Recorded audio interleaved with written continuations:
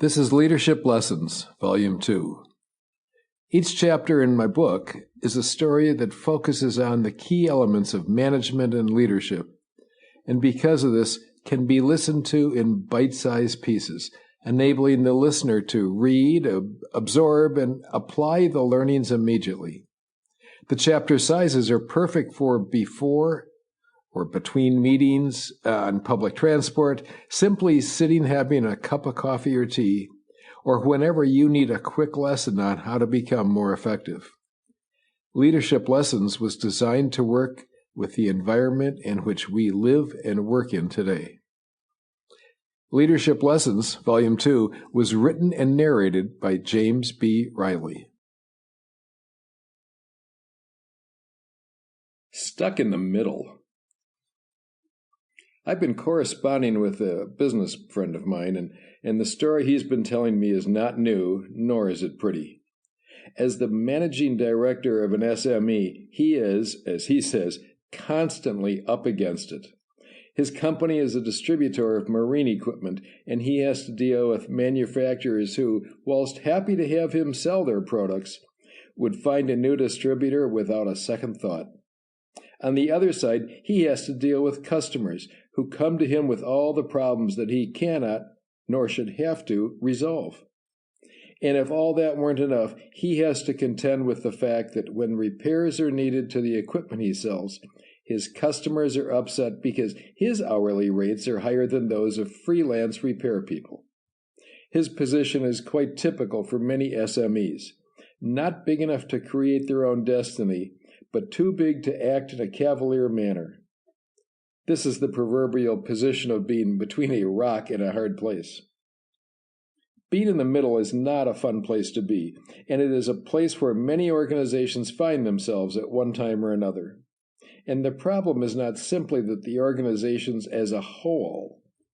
Too often, employees find themselves in the same situation, between the needs and wants of customers and the desires and constraints of management. There are two options that can be taken if you or your organization finds itself stuck in the middle. Option one is to simply lay back and be assaulted from both sides of the situation. I tend to think this option is not the best one to take unless you're in some masochistic frame of mind. The other option is to do something about the situation itself.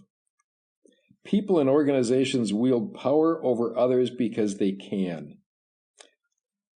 Power can be a heady thing to have, and whilst it need not be used negatively, it quite often is because those who wield it either have forgotten what is involved in being in the middle or just don't know what you're up against.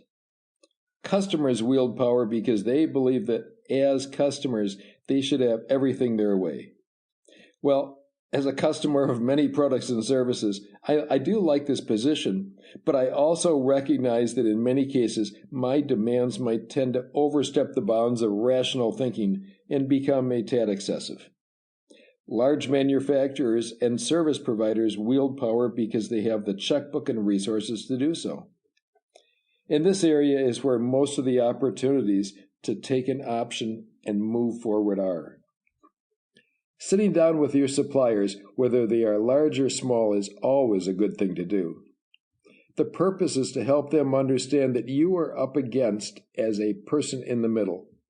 Remember, these conversations should be something that they would like to have, because they're probably the ones in the middle of a different situation. In such a meeting, it is important to do three things. First, you want to explain the situation you are in to them. Second, you want to listen to what they say. And third, you want to make sure that they are able to understand that you are both in a situation together. I've seen quite a few organizations attempt to do this, but many of these efforts get mired into some big problem on one side or another that they believe is bigger or more impressive than the other problem. This is because we are quite adept at telling our story, but not as good as understanding how someone else views the situation. One of the key learnings that are presented in the book, The 7 Habits of Highly Effective People, is to seek first to understand and then be understood. This lesson is applicable to people as well as organizations. Sample complete. Ready to continue?